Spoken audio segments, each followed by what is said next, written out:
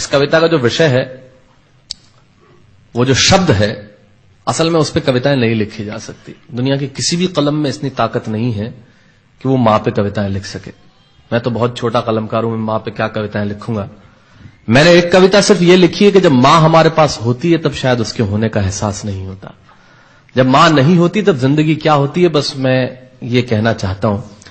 तब आप सुने उस कविता को। एक बहुत छोटी सी कहानी उस कविता के शुरू में कहता हूं। एक जंगल में एक संगीतकार मृदंग बजाता था। मृदंग ढोलक की तरह एक वाद्य को कहते हैं। और जब मृदंग बजाता तो एक बकरी का बच्चा वहां रोज आके खड़ा हो जाता। एक दिन सर ये कैमरे जो भी हैं बंद कर दें प्लीज, फॉर गॉड सेक। बकरी का बच्चा वहां खड़ा हो जाता आके, तो मृदंग जो बजाता था संगीतकार, उसने उस मेमने से एक दिन पूछ लिया कि यार तुझे क्या मेरा सुर, मेरी ताल, मेरी लय बहुत अच्छी लगती है जो तू रोज यहां चला आता है। वो बोला मैं नहीं जानता कि आप क्या बजाते हैं, न मुझे सुर की समझ, न ताल की समझ, न लय की समझ। मैं तो बस इतना जानता हूं कि इस ढोलक पे, इस मृदंग पे जो चमड़ा मढ़ा है वो मेरे मां के बदन से आया है।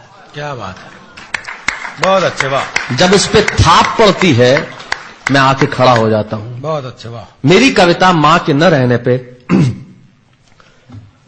भीतर से पड़ी हुई थाप की कविता है, तब सुनाना चाहता हूं। इस कविता में अगर आपके आंसू बाहर की दुनिया की यात्रा करना चाहे तो रोकिएगा मत। अगर आपको ठीक लगे, जैसा कहता हूं जब मां नहीं होती तब जिंदगी क्या होती है। एक मुनव्वर राणा साहब का शेर उधार लेता हूं कि किसी के हिस्से में मकान आया, किसी के हिस्से में दुकान आई, मैं सबसे छोटा था, मेरे हिस्से में मां आई।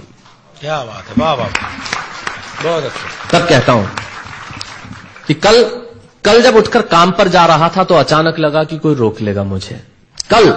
कल जब उठकर काम पर जा रहा था तो अचानक लगा कि कोई रोक लेगा मुझे और कहेगा खड़ा खड़ा दूध मत पी, हजम नहीं होगा। मुझे लगा कोई कहेगा खड़ा खड़ा दूध मत पी, हजम नहीं होगा। 2 घड़ी सांस ले ले, अरे इतनी ठंड और कोट भूल गया, इसे भी अपने पास ले ले। मन में सोचा मां रसोई से बोली होंगी जिसके हाथों में सना आटा होगा। अगली पंक्ति के खालीपन से जुड़े तो मुझे बताएं। मन में सोचा मां रसोई से बोली होंगी जिसके हाथों में सना आटा होगा, और पलट के देखा तो क्या मालूम था कि वहां सिर्फ सन्नाटा होगा। पलट के देखा तो क्या मालूम था कि वहां सिर्फ सन्नाटा होगा। अरे अब हवाएं ही तो बात करती हैं मुझसे। जब कोई नहीं होता तब अंतरिक्ष बात करता है, निर्वात बात करता है, वैक्यूम बात करता है। तब कहता हूं अरे अब हवाएं ही तो बात करती है मुझसे। लगता है जब जाऊंगा किसी खास काम से तो कोई कहेगा दही शक्कर खा ले बेटा, अच्छा शगुन होता है। कोई कहेगा गुड़ खा ले बेटा, अच्छा शगुन होता है। पर मन इसी बात के लिए तो रोता है कि सब कुछ है मां, सब कुछ। जिस आजादी के लिए तुझसे मैं सारी उम्र लड़ता रहा। आपने अपने बचपन में देखा होगा, माए हमें टोकती है, यहां मत जा, वहां मत जा, ये मत कर, वो मत कर। तब हम आजाद होना चाहते हैं, और आजादी की कीमत कितनी बड़ी देनी पड़ती है। अगर कम शब्दों में मैंने ठीक बात कह दी हो तो इसका एहसास मुझे जरूर कराइएगा कि सब कुछ है मां, सब कुछ। जिस आजादी के लिए तुझसे मैं सारी उम्र लड़ता रहा वो सारी आजादी मेरे पास है। फिर भी न जाने क्यों दिल की हर धड़कन उदास है। कहता था ना तुझसे मैं वही करूंगा जो मेरे जी में आएगा, और आज मैं वही सब कुछ करता हूं जो मेरे जी में आता है। बात यह नहीं है कि मैं जो चाहूं कर लूं, मुझे कोई रोकने वाला नहीं है। बात है तो इतनी सी कि सुबह देर से उठूं ना तो कोई टोकने वाला नहीं है। बहुत अच्छे, वाह वाह, बहुत अच्छे, वाह वाह वाह वाह। बात है तो इतनी सी कि सुबह देर से उठूं ना तो कोई टोकने वाला नहीं है।